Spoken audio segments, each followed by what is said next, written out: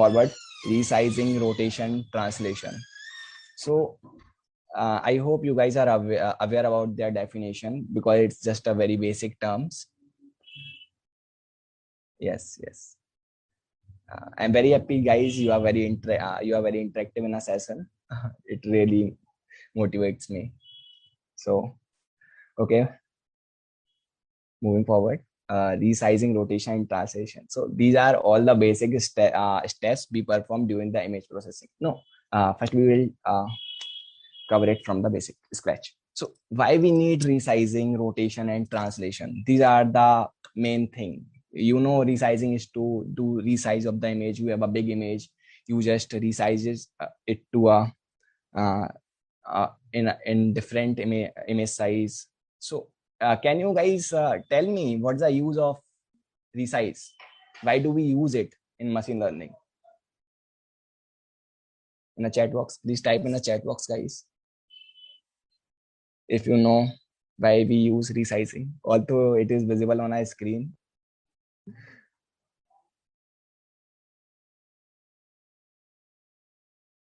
Okay, okay, okay, cool. We will see it. So guys, whenever you are building a computer vision model, okay, reduce computational cost, yeah, that's correct. So I will explain it. So whenever you are working with a computer vision models, you need input in a fixed size. You can I can see some more responses. Same size input output, reduce cost. Wait a second, Anushka. Same size input and output and reduce cost. Okay, okay. I think you are in little confusion. So we will see it. So whenever you are working with a computer vision model, you need image. You cannot fed a different image sizes. So suppose you gathered some data from the internet for your computer vision model. The images are of size. Some are in HD, some are in 1028, some are into 400 into 400 size. So you cannot fed the variable size inputs into your model. You have to make sure that all the images are of the same size, then only you can proceed further, then only you can fed these images in your classifier. So that's the need of the resizes function. So what we basically do, whenever we are working on any model, we basically resize it. The data set which we have, we basically resize it to us something that we want. So we can if we have multiple images like 1024 dimension, 400 to 400 dimensions, so we will resize it to a fixed size, so that we can feed this thing in our model. The second thing is to reduce.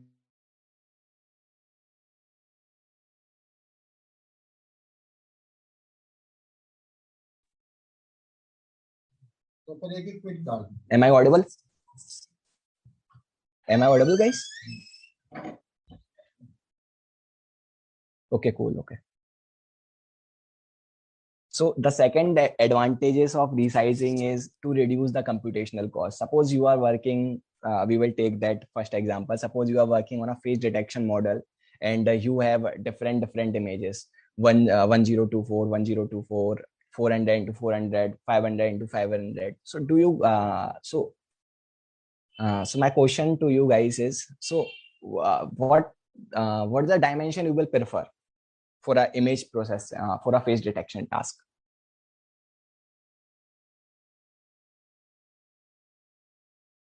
Are you guys aware of it? Can you take a guess? 400 into 400, 200 into 200, or something else which you have?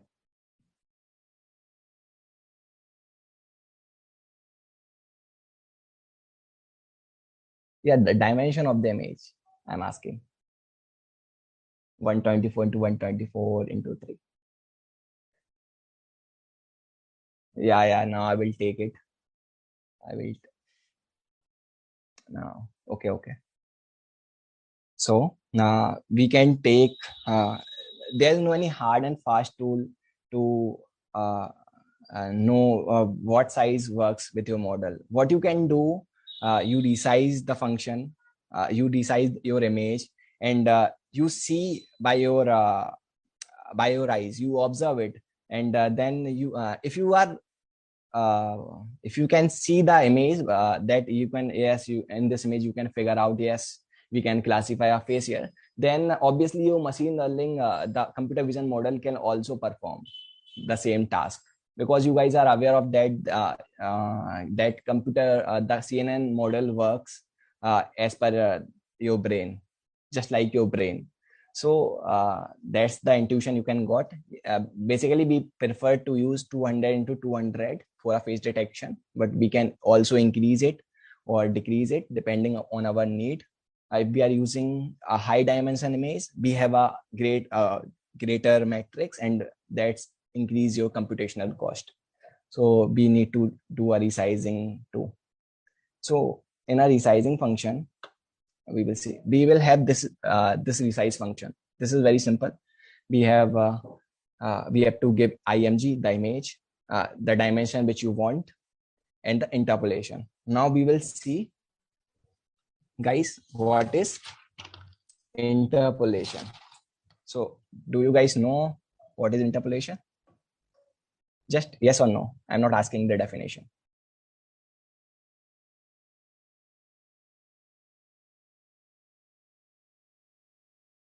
No. Okay, guys. So let me tell you something. Okay.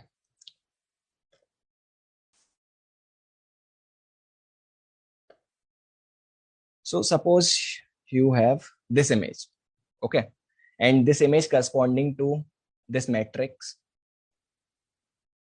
So we have value here, row and the column. Now you want, now you resize the image. So for resizing, you have to add some more pixels here, right? So suppose this is the bigger matrix you have. Now you have to assign some pixels here. If you are increasing the size, so how you would assign the pixels? So that is called as an interpolation. Basically in a DSP, we have two things, decimation and interpolation.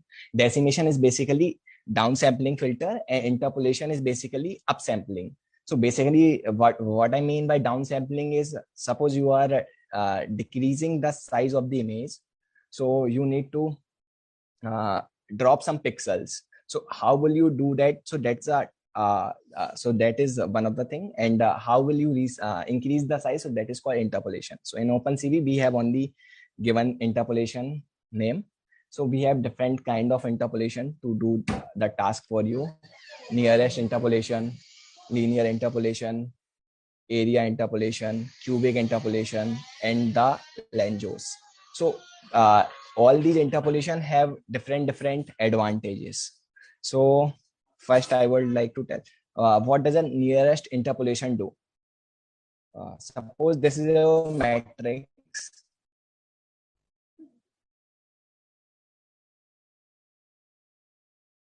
Okay, so suppose this is your matrix and this is the value 5.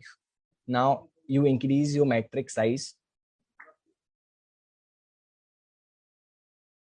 then you need to interpolate a new pixel. So what a nearest interpolation do, it will basically take the pixel from your nearest neighbor.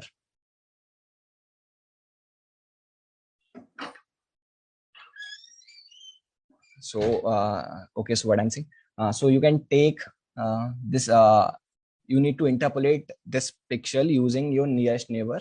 So that is called nearest interpolation. You can use a linear interpolation also. So these are all the basic advantages of using different type of interpolation. The nearest interpolation is very fast but not that efficient, because what you are doing, you are just uh, interpolate by using the nearest pixel, and inter area is based on area interpolation. So basically it take,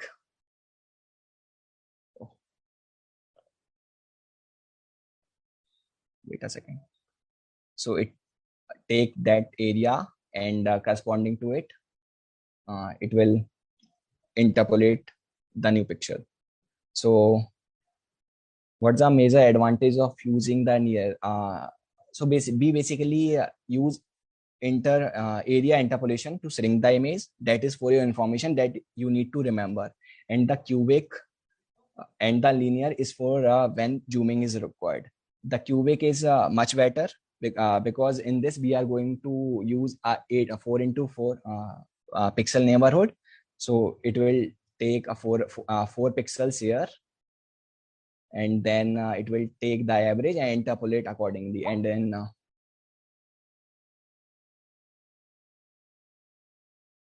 in okay,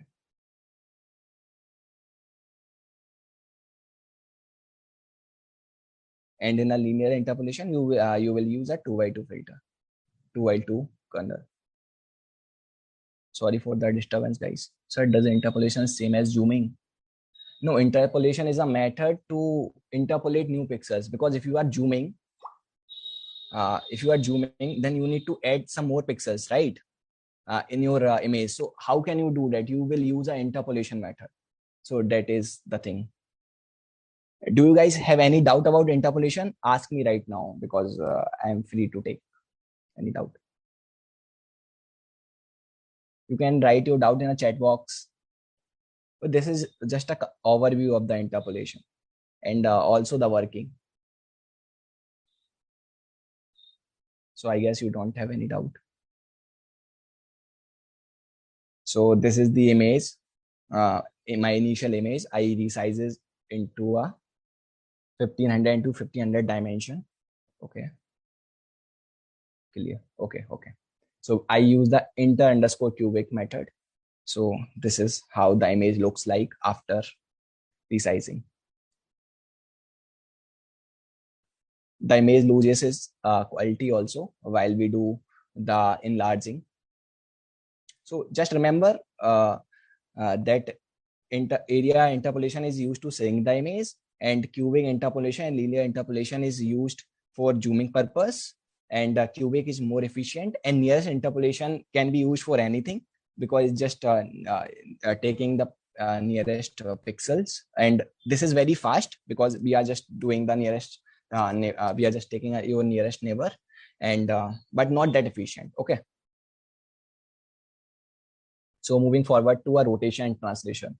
So just give me a one word. Why do we use rotation and translation? What's the need of rotation and translation?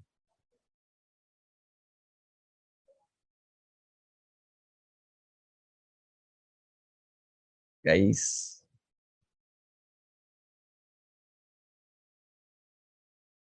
you can type in a chat box when data is less. Yes, yes, yes, yes. Yeah, that is the correct point. So suppose you are building an model, but you have only 100 images. So now what you want? Yeah, 100 images not sufficient, because deep learning models are very data hungry. They need a tons of data to uh, understanding the feature, to understand the features, to understand the image. So that's why a rotation comes in a play and translation comes in a play. Both are the famous basic image augmentation technique, and one of the most used data augmentation techniques as well. So we will see how we can do the rotation translation. So uh, for rotation, we will use this matrix. This is for the scaling of the pixels. This is for the translation of the pixels, and this is for the rotation of the pixels. So every look at here. So now you have a matrix of the image, which in which you have different pixels. So this pixels x, you take it here, and you will do the you will give the theta in your model. This is in a polar coordinate, and you will get your new pixel. So your new pixel corresponding to that rotated image. So that's the simple mathematics behind it. We use a little calculus here. So this is how our rotation matrix look like. Alpha is scale dot cos theta, beta is equal to scale dot sin theta. So it's just a mathematic thing. Okay, so we will see how we can implement it. So here you can see we define a function rotation in which we specified the image, we specified by how much angle we have to rotate and through what point we have to rotate it. So basically img.shape gives you the dimension of your current image. So if suppose this image is 500 to 500, then you will get height 500 and width 500. So you need two things here. First is rotation matrix 2D, that is this, which you do not have to worry about. OpenCV as a function to make sure that you get the rotation matrix. And the wrap affine function. What does wrap affine function does? It basically convert your pixels using the rotation matrix function to that to the pixels corresponding to that image. So this is how a rotation function look like. So this is an image I have rotated using the 45-degree angle. I didn't give any rotation point. So it is basically taking the center. Yeah, you can see how you can. So suppose this is 400 and this is 400. The center coordinate will be 200 and 200. So here I specified if you are not giving any rotation point, then it will take as a center. So how you can hard code it? Height divided by 2, width divided by 2. So this is all about the rotation function. And similarly, we have a translation matrix. So translation function. So in translation function, we have a translation matrix, and same thing we will do here. We create the matrix using np dot using this function, using NumPy, the library. I hope you guys are aware of the NumPy as well, and the dimension you will give, and use our wrap affine function. So this is how a translation looks like. So we will share this OLAP file also at the end of the session, so you can check more things from there.